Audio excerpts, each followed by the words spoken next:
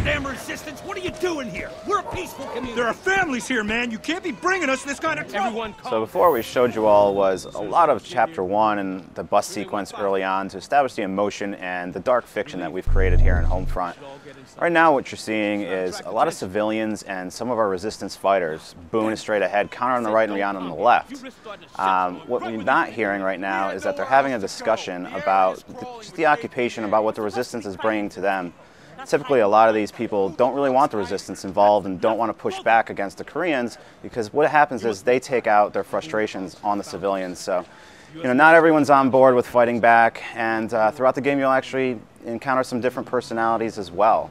Some people collaborate with the KPA, some people fight back like we're doing right here, and some people are just trying to survive. That guy right there didn't want you here, and he just paid the ultimate price. So right here we're entering a house. This is where we marry the story with first-person shooter action. We have a mom here with a baby crying, three of us trying to defend this house, guy coming through the window. And what it really does is it marries like the first-person shooter action with great storytelling and a dark fiction. It's really different in the genre these days. Typically you're usually the American super soldier getting flown in a helicopter to some remote land, and you're going in to save the day. But in Homefront, it's all about the story. It's all about the fiction. We want to tell a great shooter. We want to play a killer shooter. At the same time, we really want to bring something new to the space. And that's what you get with Homefront. So right here, our mission is basically to help this mother and child survive.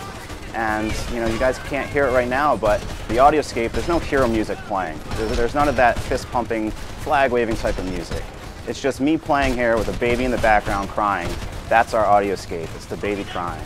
And so you're getting that great first-person shooter action. And what we're doing is we're actually building up to some really intense moments later on in the chapter. We always have different pathing. I could jump out this window if I wanted. I can fight here. I can go into the garage.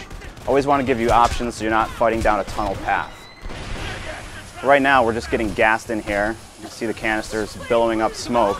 So we're going to get out of the house and move on to the next part of the chapter. So Boone, he's kind of our father figure in the game, and he's helping the mother and child survive, carrying them over the fence and telling them we're going to come back to them later and help them out. The battle still ensues out in the yard there. They're still fighting us, so we're going to progress on in the chapter and meet another comrade of our resistance cell here. These are civilians turned freedom fighters. No one is really trained to carry on ops like this, but they're doing what they can to survive and doing what they can to fight back. It's all about this resistance struggle. You don't have the best weaponry. You don't have the best guns. Typically, what you're fighting with is what you can scrounge from a dead enemy. And what we're about to get now is Goliath. Hopper here, he's a Korean American with scars from the race wars. He's rewired Goliath so that we can use him. We stole him from the Koreans, and now we're using it as our moment to get some vengeance back. It's our one point where we can turn the table and really turn the tide of the occupation. Goliath busts through. He's going to take out this Humvee right here. Boom. Let's go outside and join the action. Jet screams above head. And so Goliath right here, he's a semi-autonomous drone. What he does is he drives off on his own, has a full MG firing all the time, picking off enemies, helping you out. Awesome weapon to use. You really get an emotional attachment to him throughout the game, in fact. And you will be seeing him later on. Everyone always asks me, and every time you see him, it looks like a heck of a lot of fun. We have those ragdoll physics in there, which make it feel really cool. We didn't go with the gore factor and have people exploding. That wouldn't be cool. I want to give you this, this moment to kind of take a deep breath. In Homefront, you get a lot of story. You get a lot of fiction. And through that, you deliver a lot of emotion, and that's what's different in the space.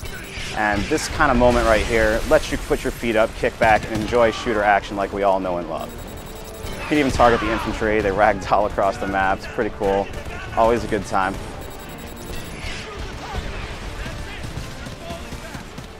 Taking out our enemies. Goliath has done his job. There's a tire bouncing all over the place. And now we just take it from a plane, and that's the end of Chapter 1. Thanks for watching, guys.